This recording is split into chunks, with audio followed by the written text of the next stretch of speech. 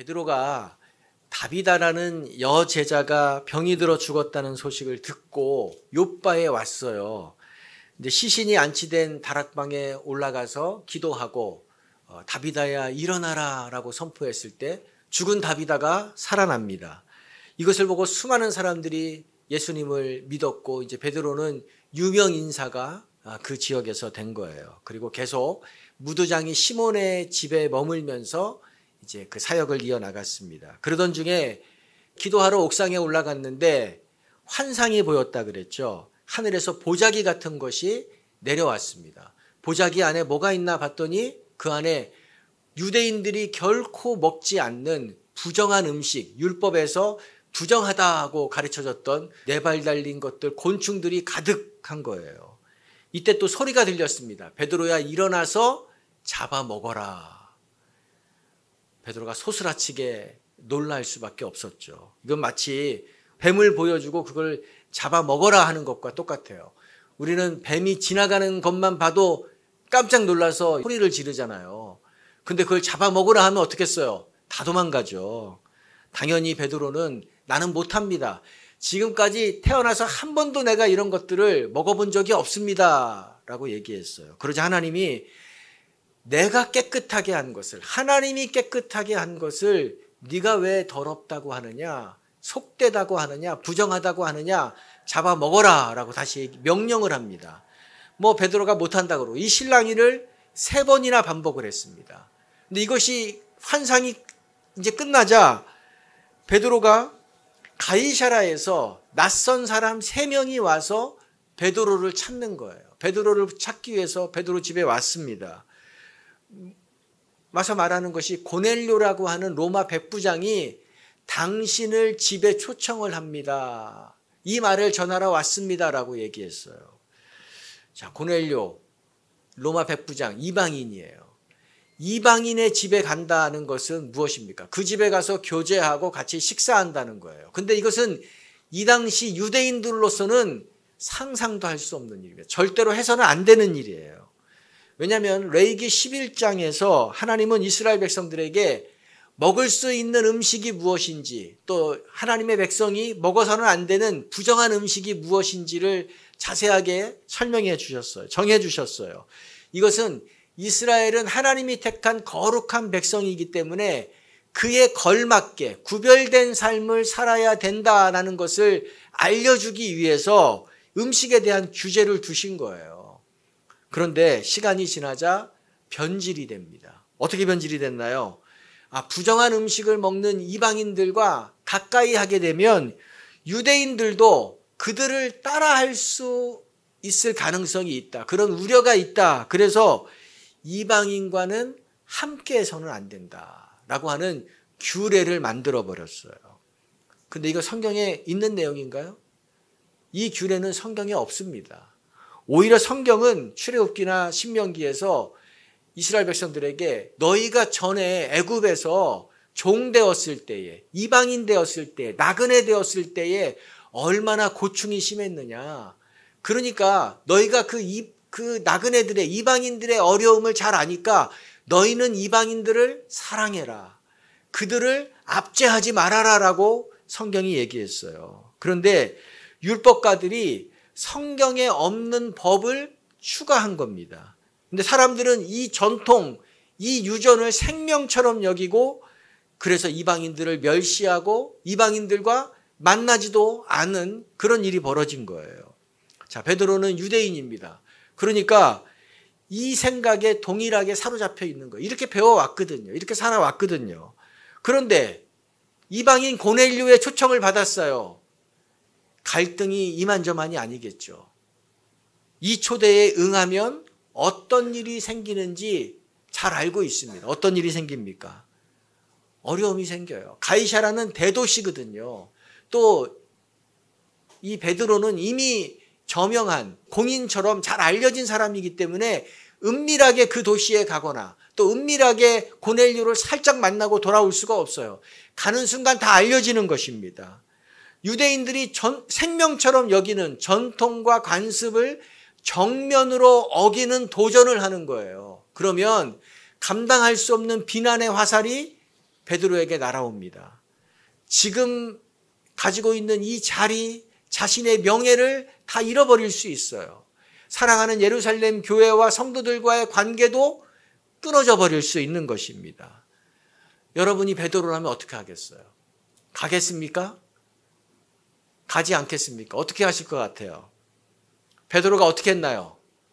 갔죠. 23절 하반절에 보면 이튿날 일어나 그들과 함께 갈새 욥바에서 온 어떤 형제들도 함께 가니라. 고넬료가 보낸 사람과 함께 갑니다.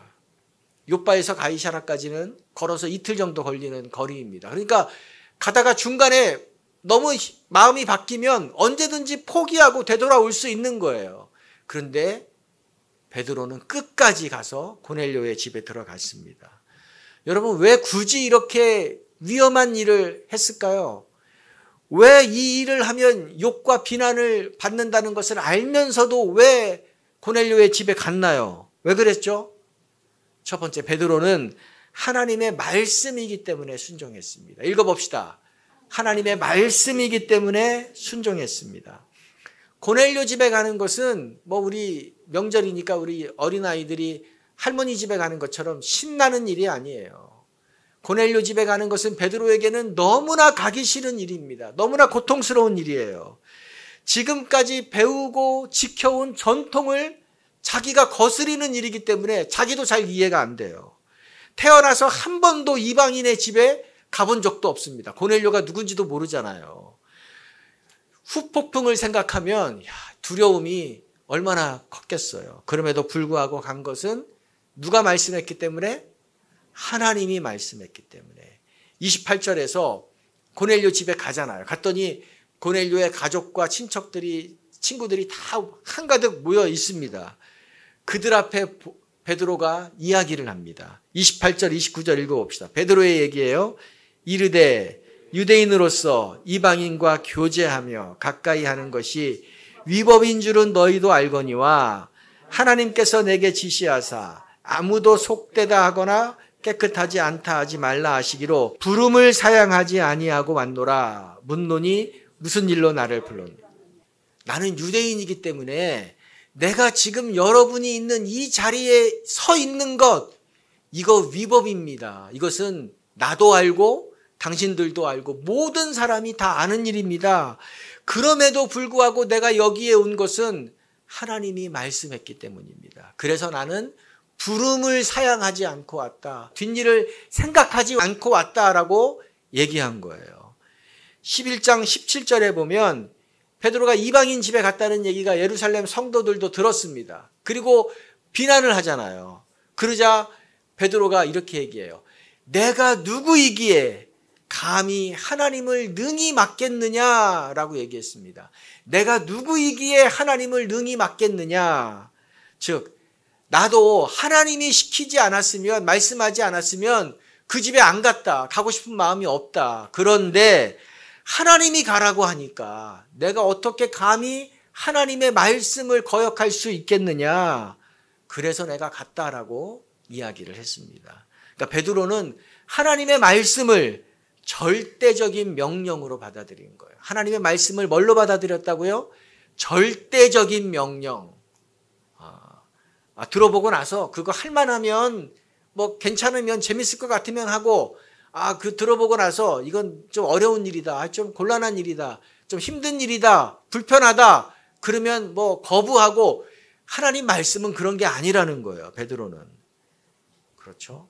근데 이게 그리스도인입니다. 베드로가 그리스도인의 정석, 바른 길을 보여준 것입니다. 그리스도인이 뭐예요? 그리스도이신 예수를 전적으로 따르는 사람이 그리스도인입니다. 즉 하나님을 기준으로 삼고 사는 사람, 하나님을 중심으로 삼고 사는 사람이 그리스도인이에요. 예수 믿기 전에는 이렇게 안 살았죠. 예수 믿기 전에는 누가 기준이었어요? 내가 기준이고 세상이 기준이고 내가 기준이고 세상이 중심이었어요. 그러나 예수님을 믿은 후에는 이 기준이 바뀐 것입니다. 중심이 바뀐 거예요.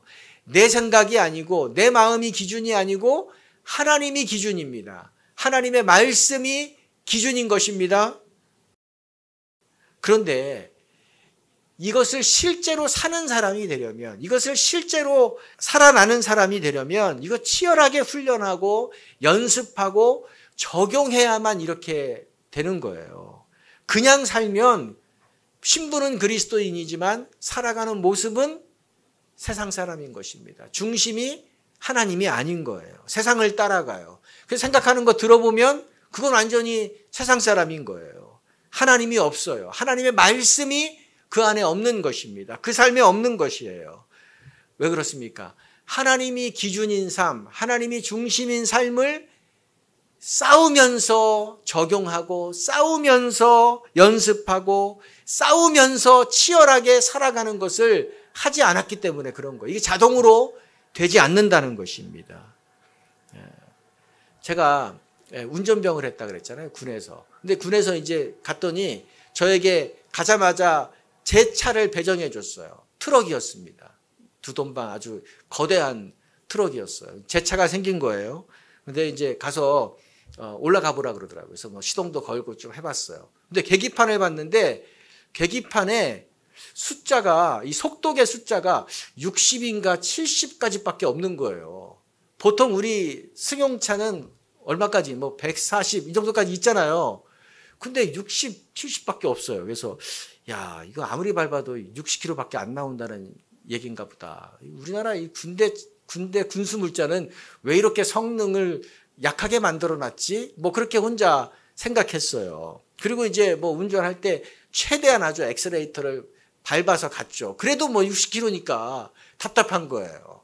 그런데 어느 날 좀 시간이 지난 후에 이제 계기판을 좀 자세히 봤어요. 그랬더니 그 밑에 MPH라고 작은 글씨로 써 있더라고요. MPH 처음 보는 단어잖아요. 그래서 궁금해서 이제 이 네오반에 들어가서 사전을 찾아봤습니다. 그랬더니 이게 마일 퍼 아워, 마일이에요. 마일. 숫자가 우리가 쓰는 이 킬로미터가 아니고 kph가 아니고 마일인 것입니다. 그러니까 이게 아마 미군이 쓰던 차를 인수해서 이제 우리가 이렇게 뭐 그대로 만들다 보니까 계기판도 미군이 쓰던 그 마일, 이것에 따라서 이 속도계를 만들어 놓은 것입니다. 그런데 저는 미국에서 운전하는 것이 아니라 한국에서 운전을 하는 거잖아요. 그러면 한국 기준인 뭘 따라가야 돼요? 킬로미터, 이걸 따라가야 되잖아요. 그런데 내 자동차에는 뭐라고 돼 있어요? 마일로 돼 있잖아요. 피곤해졌습니다. 제가 이게 숫자에 별로 재미없어하고 이 숫자 계산하는 걸 힘들어하는데 이제 이 마일을 매번 운전할 때마다 킬로미터로 변환해서 해야 되는 거예요. 그러니까 운전석에 앉을 때마다 매일 이제 생각을 하는 겁니다. 아, 10마일은 16km다. 20마일은 36km다. 40마일은 64km다. 40마일을 넘어가면 내가 과속을 하니까 무슨 일이 있어도 40마일을 넘어가면 안 된다. 이거를 늘 생각하면서 제가 운전을 했습니다. 왜요? 나는 계기판이 아니라 한국 기준으로 한국 도로에서 운전을 해야 되기 때문에 그런 거죠. 이거 신경 안 쓰면 순식간에 과속을 해버려요. 계기판에 나온 60으로 막 달려버린다고요. 그러면 90km 이상 되는 거잖아요. 큰일 난다고요. 근데 제가 이제 휴가를 나왔어요. 휴가를 나와서 우리 친구하고 여행을 가게 됐습니다. 친구 차를 타고. 이제 국도를 따라서 쭉 가는데 먼 거리여서 그래 중간에 내가 한번 운전할게 하고서 딱 운전대를 바꿔서 제가 운전했어요. 근데 저는 이제 운전을 잘하고 가고 있는데 이 친구 옆에서 자꾸 밟으라는 거예요. 너무 답답하다는 거예요.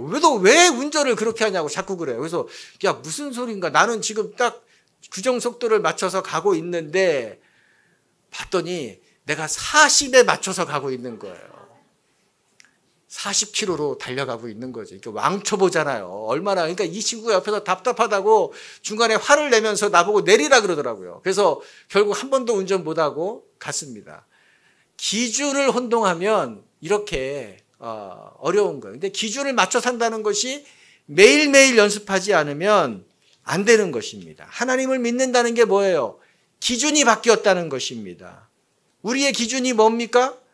하나님의 말씀이에요. 이 세상 살아가는 이 세상이 아니라고요.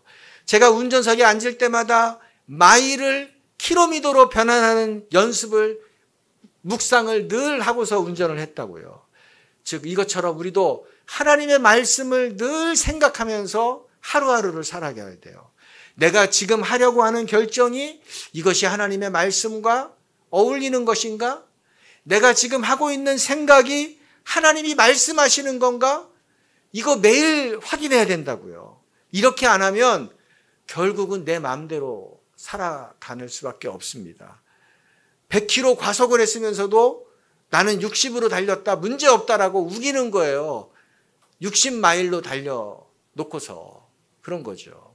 그러니까 우리가 이렇게 하기 위해서 매일 묵상하고 매일 하나님의 말씀을 큐티하고 텐텐텐 하는 것이 중요한 것입니다. 이것은 나의 기준을 확인하는 시간이에요. 내가 기준대로 가고 있는가를 점검하는 시간입니다. 하나님이 말씀하시는 것이 무엇인가를 듣는 시간이에요. 이것이 없으면 나는 세상 기준으로 마음대로 살아가 버립니다. 그러면서 아유, 하나님 잘 믿고 있어, 나는 잘하고 있어라고 자부하고 있는 거죠. 과속하면서도 나는 잘하고 있어라고 생각하는 것과 똑같은 거예요. 베드로는 하나님 말씀 따르면, 그래서 고넬료 집에 가면 큰 불이익이 있다는 거 알았어요. 큰 위험한 일이라는 것도 알았고, 큰 손해를 본다는 것도 알았고, 욕을 먹는다는 것도 알았습니다. 그럼에도 불구하고 그 집에 갔습니다. 왜요? 하나님 말씀이기 때문에. 하나님 말씀이기 때문에. 우리가 출애굽기 묵상하고 있죠. 모세는 미디안 광야에서 40년을 이제 살고 있었습니다. 한 사람이 똑같은 집에서, 똑같은 동네에서 40년 살면 그게 익숙해집니다. 그게 편해져요. 그렇지 않나요? 한 40년 사는 사람한테 딴 데로 가라 그러면 안 가요. 더군다나 모세 나이가 80이잖아요. 그런데 하나님이 모세에게 뭐라 그랬습니까? 너는 이제 가서 내 백성 이스라엘을 애굽에서 탈출시켜라, 구출해내라 라고 얘기하는 것입니다. 이거 말도 안 되는 얘기예요. 불가능한 일입니다. 모세는 지금 이사도 하기 싫어하는 사람인데 모든 거 다 정리하고 거기로 가라는 거잖아요. 그렇죠? 하지만 하나님의 말씀이기 때문에 결국은 모세가 갔습니다. 갔어요. 그런데 갔지만 뭐 좋은 일이 계속됐나요? 아니에요. 하나님 말씀 따라갔지만 어려움이 지속돼요. 바로가, 애굽왕 바로가 노예들이 나 집에 가겠다고 하는데 그 순순히 풀어주나요? 안 풀어준다고요. 말도 안 되는 소리 하지 마라. 너희들이 지금 편하니까 이런 소리 하는구나 하고서 오히려 더 일을 많이 줬다고요. 백성들도 모세가 나타나서 내가 너희를 구해줄게, 구출해줄게 했지만 오히려 모세가 와서 더 힘들어졌어요. 일이 더 많아졌어요. 그래서 모세를 원망합니다. 하나님의 말씀을 따랐는데 모세는 어려움이 계속된 거예요. 결과가 바로 나오지 않았다는 것입니다. 하나님 말씀 따라도 그럴 수 있어요. 다윗도 하나님 말씀 따라갔지만 10년 넘게 은둔 생활, 도망의 생활을 했잖아요. 삶이 더 어려워졌다고요. 근데 이것이 문제가 있는 것이 아니에요. 뭔가 잘못돼서 그런 것이 아니라는 것입니다. 이런 과정을 통과해야만 되기 때문에 하나님이 그것도 허락하시는 것입니다. 그러나 나중에는 어떻게 됐습니까? 나중에는 힘들었던 것이 오히려 영광이 됩니다. 힘들었던 것이 하나님 앞에서는 그것이 자랑이 되고 상급이 되는 거예요. 그러므로 사랑하는 성도 여러분, 하나님의 말씀을 따랐던 그 삶의 흔적이 여러분에게 많이 있어야 될 줄로 믿습니다. 네. 하나님의 말씀을 따르기 위해서 내가 싸웠던 전적들이 쌓여 있어야 돼요.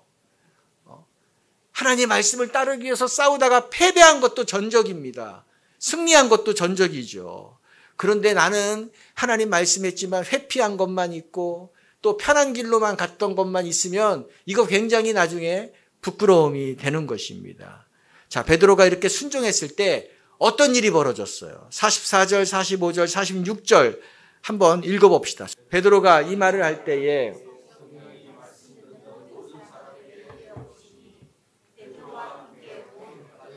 신자들이 이방인들에게도 성령 부어주심으로 말미암아 놀라니 이는 방언을 말하며 하나님 높임을 들음이러라. 베드로가 고넬료의 집에 가서 복음을 전했을 때 어떤 일이 벌어졌어요? 성령이 그 모여있는 사람들에게 내렸습니다. 임했어요. 그 모습이 오순절날 마가의 다락방에서 유대인들이 모였을 때 임했던 성령과 동일한 거예요. 베드로가 경험했던 것과 똑같은 일이 지금 베드로의 눈앞에서 펼쳐졌습니다. 이거 기독교 역사에서 매우 중요한 사건이에요. 이게 무슨 의미입니까? 베드로는 하나님의 구원은 유대인들만 받는 것이다는 것을 믿고 있었어요. 믿었던 사람이에요. 그런데 하나님은 이방인도 똑같이 구원하신다. 이것을 하나님이 공식적으로 확인해 주신 사건입니다. 그러므로 베드로는 유대인과 이방인의 이 거대한 장벽이 무너지는 것을 현장에서 눈으로 똑똑히 목격했어요. 또한 이 일을 통해서 이방인 선교가 시작이 돼요. 본격적으로 시작이 됩니다. 지금까지는 예루살렘과 거기에 있는 유대인들에게만 복음이 전해졌단 말이에요. 그런데 이제 고넬료와 또 그 가족들, 친구들이 예수님을 믿고 구원을 받음으로 말미암아 이제 이방인들의 복음이 전해지고 확장되는 일이 시작이 된 거예요. 그 물꼬가 터졌습니다. 땅끝까지 이르는 복음의 물꼬가 시작이 된 것입니다. 베드로는 이 이방 선교의 문을 여는 사람이 된 거예요. 역사적인 인물이 된 거예요. 예수님이 승천하시면서 베드로에게 야, 땅끝까지 이르러 네가 나의 증인이 될 것이다라고 사도행전 1장 8장에 말씀하셨죠. 베드로가 이 얘기 듣고 무슨 생각했을까요? 아니, 불가능하다고 생각했을 거예요. 아니, 지금 예루살렘에도 예수 믿는 사람이 없는데 땅끝 무슨 외국에 가서 복음을 거기서 예수 믿는 사람이 나온다는 거 상상도 못 해본 일이란 말이에요. 그런데 지금 그 말씀이 실현되는 것을 베드로가 지금 보고 있습니다. 이처럼 하나님의 말씀을 따르는 자, 하나님의 말씀을 순복하는 자들에게 그들을 통해서 하나님이 하나님의 일을 이루어 가신다는 것을 말씀하시는 거예요. 성경은 이런 사람들의 이야기입니다. 여러분도 이런 사람들의 이야기 가운데 하나가 되기를 축복합니다. 만약 베드로가 하나님 말씀 듣고 그거 힘든 일이잖아요. 그래서 거부했다면 어떻게 됐을까요? 베드로는 그냥 별것 아닌 인생이 됐을 거예요. 아니, 나중에 후회하는 인생이 됐을 것입니다. 야, 내가 거부했던 그 일이 이렇게 축복의 기회였는지 내가 몰랐다. 내가 왜 그랬을까? 한탄했을 것입니다. 하지만 위험을 감수하고 고넬료의 집에 감으로 말미암아 가장 큰 유익과 영광을 받은 것은 사실 베드로예요. 베드로입니다. 역사적인 현장에 베드로가 있는 거잖아요. 쓰임 받은 거잖아요. 여러분, 그래서 우리는 이 위험을 감수하는 믿음의 모험을 하시기를 축복합니다. 작은 위험이에요. 우리는 작은 위험을 감수하지만 하나님은 큰 축복을 주시는 것입니다. 여러분, 그거 믿으시나요? 하나님 말씀 따르는 것 단기적으로는 아주 어려워 보여요. 단기적으로 뭔가 큰 손해를 입는 것처럼 느껴져요. 그러나 이것은 결국은 하나님이 갚아주십니다. 하이 리스크, 하이 리턴 그런 말 있잖아요. 정말로 하이 리턴이 우리에게 돌아오는 것입니다. 여러분, 이런 축복을 누리는 사람이 되기를 바랍니다. 없는 사람으로 끝날 수밖에 없는 인생이잖아요. 작은 그 어촌의 어부였잖아요. 그런데 그가 작은 순종을 지금 계속 이어가고 있어요. 작은 순종을 이어가자 그는 하나님의 나라 역사에 새 장을 펼치는 사람이 된 것입니다. 그러므로 우리가 말씀을 아는 것에 머물러서는 안 돼요. 말씀을 아는 것으로 만족해서는 안 됩니다. 이 말씀을 붙잡고 살아가는 그런 사람이 되어야 될 줄로 믿습니다. 작은 순종부터 하시기 바랍니다. 내가 큐티를 하다가 성령께서 내 마음에 감동을 주신 것들을 적용하는 거죠. 내가 기도하는 가운데, 내가 말씀을 듣는 가운데 주님이 주신 마음을 내가 땅에 묻지 않고 그것을 실행하는 것. 이런 작은 순종이 쌓이면 계속해서 믿음의 삶을 살아가는 것입니다. 자, 두 번째, 베드로는 무슨 일이기 때문에? 복음을 전하는 일이기 때문에. 첫 번째는 하나님의 말씀이기 때문에 순종했고, 두 번째는 복음을 전하는 일이기 때문에 순종했습니다. 11장 3절에서 예루살렘 교회 안에 할레파 성도들이 베드로를 비난했습니다. 추궁했어요. 왜 이방인의 집에 들어가서 밥을 먹었느냐? 화가 단단히 났습니다. 그러자 베드로가 차분하게 설명을 해요. 그러면서 고넬료가 했던 말을 그들에게 들려줍니다. 11장 13절 14절 고넬료가 이런 말을 했다는 것을 들려줬어요. 읽어봅시다. 네가 사람을 욥바에 보내어 베드로라 하는 시몬을 청하라. 그가 너와 내 온 집이 구원받을 말씀을 내가 이르리라 함을 보았다 하거늘. 하나님이 고넬료에게 이런 말씀을 했다는 거예요. 고넬료에게 베드로가 와서 너와 너의 온 집안 식구가 구원을 얻을 말씀을 전해줄 것이다. 그러니까 욥바에 가서 베드로를 초청해서 데려와라. 베드로는 이 얘기를 전달받았어요. 가이사랴에 지금 복음의 말씀을 기다리고 있는 사람이 있구나. 복음을 들을 준비가 되어 있는 사람이 있구나. 그것을 통해서 베드로의 마음이 움직인 것입니다. 야, 그렇다면 내가 어떤 대가를 치르더라도 어떤 위험의 그 비난의 화살이 돌아올지라도 내가 거기 가야지라고 결단한 거예요. 그런데 베드로가 이 결단을 하기 이전에 하나님이 너무나 바쁘게 움직이셨죠. 고넬료를 구원하기 위해서 하나님이 얼마나 바쁘게 움직이셨는지 본문이 말하고 있어요. 하나님은 편견에 사로잡혀 있는 이 베드로를 생각을 바꾸기 위해서 하나님이 얼마나 많은 일을 하십니까? 환상을 보여주셨어요. 또 성령님이 직접 베드로에게 말씀해 주셨습니다. 룻다에서 있는 베드로를 욥바로 옮겨 놓으셨어요. 또 가이사랴로 가는 도중에 마음의 중간에 마음이 바뀌면 안 되니까 그 마음을 하나님이 꽁꽁 붙들어 놓으셨다고요. 고넬료 한 사람을 구원하기 위해서 하나님이 하신 일이에요. 무엇을 얘기합니까? 하나님의 가장 큰 관심은 한 사람이 주님 앞으로 돌아오는 것, 한 사람이 구원받는 것이 하나님의 가장 큰 관심이라는 것을 보여주는 거죠. 이 마음을 베드로도 동일하게 가졌어요. 그래서 지금 복음의 소식을 기다리고 있는 사람들이 있다는 얘기를 듣고 앞뒤 죄지 않고 고넬료 집으로 간 것입니다. 우리의 관심도 이와 같아야 될 줄로 믿습니다. 이것이 주님의 마음이에요. 근데 예루살렘 교회 성도들의 반응을 한번 보세요. 11장 1절 2절 한번 봅시다. 유대에 있는 사도들과 이방인도 하나님의 말씀을 받았다 함을 들었더니 베드로가 예루살렘에 올라갈 때에 할례자들이 비난하여, 예루살렘 교회 성도들이 들은 얘기예요. 이방인도 하나님의 말씀을 들었다. 이게 무슨 말이에요? 베드로를 통해서 이방인이 구원을 받았다. 예수님을 믿고 지금 그 수많은 사람들이 예수님을 영접하고 돌아왔다. 이 얘기를 들은 거예요. 어떻게 됩니까? 이런 얘기 들으면 할렐루야 기뻐해야 되는 거 아니에요? 야, 이방인들이 예수님을 믿었다니, 그렇게 많은 사람들이 예수님을 믿고 돌아왔다니 얼마나 기쁜 일이에요. 그런데 1절에 이 얘기를 했는데 2절에 어떻게 반응했습니까? 베드로를 비난했다고 반응했어요. 베드로에게 너 왜 그 집에 가서 밥 먹었어? 라고 따지고 추궁합니다. 아니, 고넬료와 그 주변 사람들이 예수님을 믿게 되었다, 구원받았다는 것에 대한 기쁨이 하나도 없습니다. 베드로를 격려하고 베드로에게 잘했다 해야 되는데 베드로를 비난해요. 비판해요. 이게 뭐예요? 지금 비본질적인 것을 가지고 베드로와 지금 싸우겠다고 달려드는 거예요. 예수님을 전하는 일, 복음이 전해지는 것에 지금 이들이 전혀 관심이 없다는 것을 우리가 지금 보고 있는 것입니다. 그런데 우리도 이럴 수 있습니다. 우리도.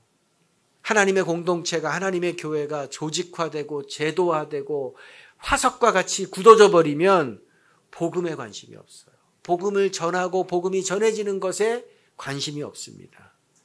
여기에 힘을 쏟아야 되는데 엉뚱한 것에 힘을 다 소진해 버려요. 너 왜 그 집에 가서 밥 먹었어? 이런 아무런 가치 없는 일 가지고 싸우겠다고 달려든다고요. 복음을 전하고 온 사람에게. 이거는 사단의 계략에 휘말리는 겁니다. 사단은 복음이 전해지는 것에 관심이 없게 만들거든요. 시선을 분산시켜 버리거든요.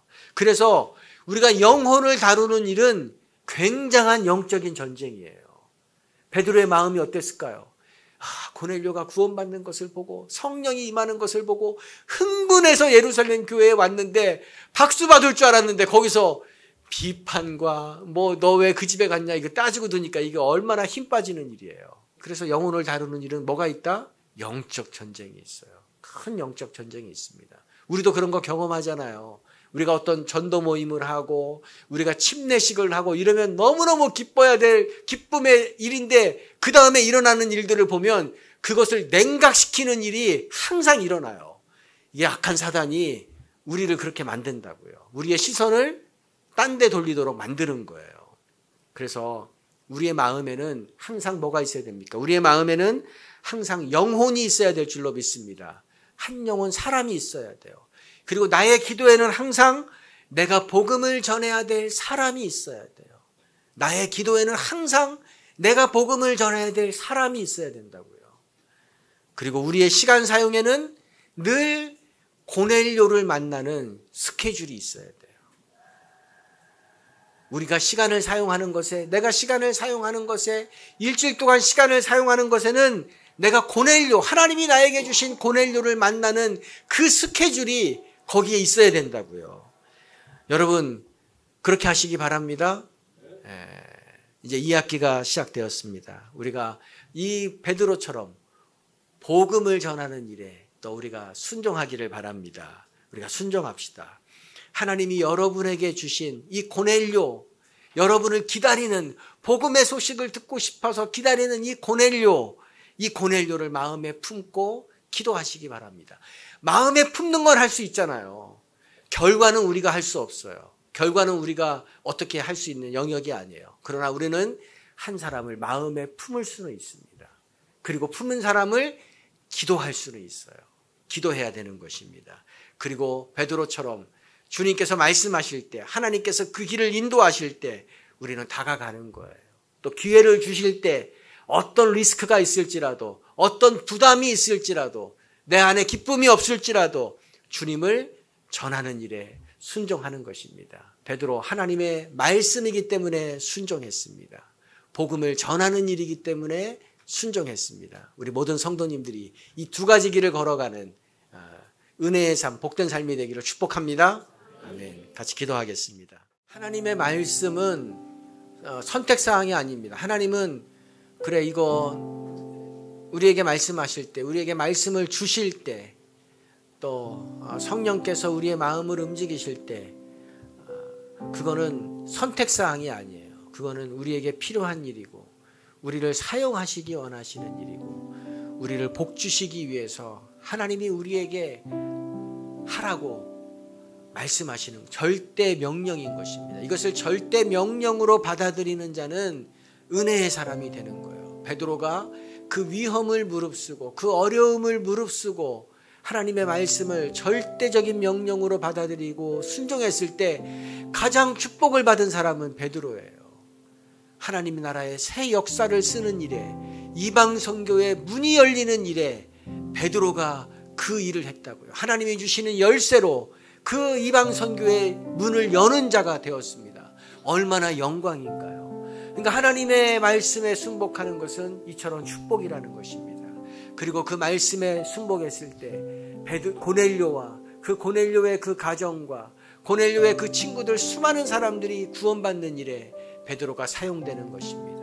복음을 전하는 일에 순종했을 때 이런 열매가 있는 것입니다. 그러므로 우리가 기도할 때 하나님, 내가 세상을 기준으로 살지 않겠습니다. 내가 세상의 소리를 듣고 거기에 귀 기울이며 그것을 따라가지 않겠습니다. 하나님, 내가 오직 하나님의 말씀을 들으며 하나님의 말씀을 생명처럼 절대 명령으로 알고 그것을 순복하며 살아가는 자가 되겠습니다. 그 믿음의 작은 순종을 쌓아나가는, 전적을 쌓는 자가 되겠습니다. 그런 자에게 주시는 하나님의 크고 비밀한 축복이 무엇인가를 보이는 자가 되길 원합니다. 그리고 복음을 전하는 일에 순복하는 그런 삶이 되겠습니다. 우리 자신을 위해서 기도합시다. 이 세상을 따라가는 자가 되지 않게 하여 주시옵소서. 하나님, 우리의 젊은이들이, 우리의 어린이들이, 우리의 청소년들이, 우리의 우리의 장년들이 작은 믿음의 순종, 하나님 이것을 쌓아나가는, 이것이 쌓여나가는 아버지 그런 사람들이 되게 하여 주시옵소서. 주님 그 일을 행하여 주시기를 원합니다. 주님 그 일을 행하여 주시기를 원합니다. 이 가을에 우리 교회가 베드로가 복음에 순종한 것처럼 하나님 우리에게 주신, 우리 공동체에게 주신 고넬료와 고넬료의 가정, 우리 각자에게 주신, 우리가 우리에게 만나기 원하고 우리를 통해서 복음을 듣기 원하는 그 고넬료, 하나님이 고넬료를 마음에 품겠습니다. 이 고넬료를 위해서 기도하겠습니다. 하나님이 고넬료에게 다가가서 하나님의 역사가 이루어지기를 아버지 순복하며 나아가겠습니다. 그런 나 자신이 되고 그런 우리 공동체, 우리 교회 되게 하여 주시옵소서. 복음에 순종하는 사람, 복음에 순종하는 교회 되기를 기도하겠습니다. 하나님 우리가 그 일을 따라가게 도와주시옵소서. 주님의 뜻을 따르게 도와주시옵소서. 주님의 뜻을 따르게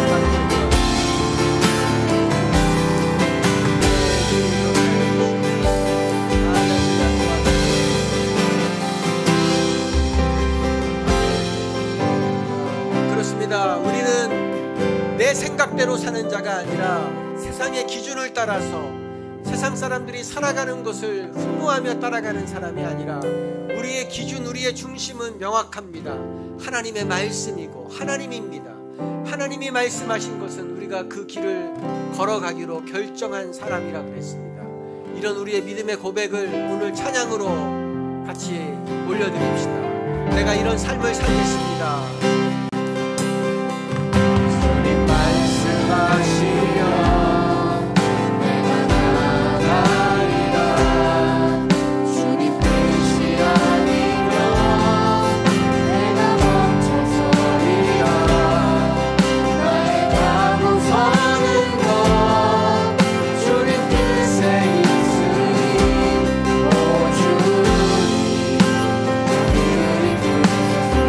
말씀하시면 내가 나아가리라.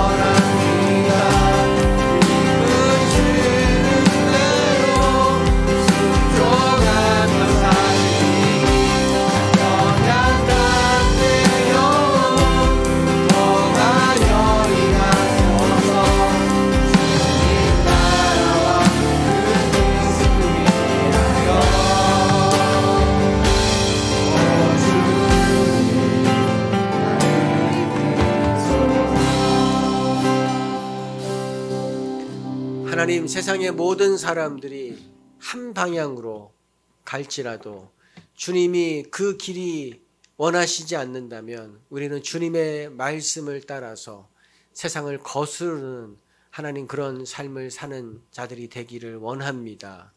하나님 말씀하시면 그것이 불가능하게 보이고 그것이 내가 할 수 없는 일처럼 느껴지고 나에게 너무나 고통스러운 일이고 하나님 내 능력을 벗어나는 일처럼 보일지라도 주님이 말씀하셨기 때문에 그 길을 걸어가는 하나님 그런 작은 순종을 하는 자들이 되게 하여 주시옵소서. 그 순종의 삶을 계속해서 쌓아가는 아버지 믿음의 삶이 되기를 원합니다. 그래서 우리 공동체가 순종하는 공동체, 하나님 말씀에 순종했을 때 하나님이 이루시는 일들을 나누는 그런 풍성한 공동체가 되게 하여 주시옵소서. 또 우리에게 주신 고넬료가 있고 우리 공동체를 통해서 또 구원받게 하기 원하시는 하나님 고넬료가 있습니다. 우리가 그 고넬료를 외면하지 않게 도와주시고 마음에 품고 기도하고 다가가서 하나님, 베드로는 고넬료 한 명을 만나기 위해서 갔지만 하나님은 그 한 명을 통해서 수많은 사람들을 구원하는 일을 이루었던 것처럼 하나님, 우리가 그런 복의 통로 되게 하여 주시옵소서. 성부와 성자와 성령의 은혜가 하나님의 말씀을 따르고 또 복음을 전하는 일을 따르기로 결단한 성도들 위해 영원히 함께하기를 예수님의 이름으로 축원드립니다.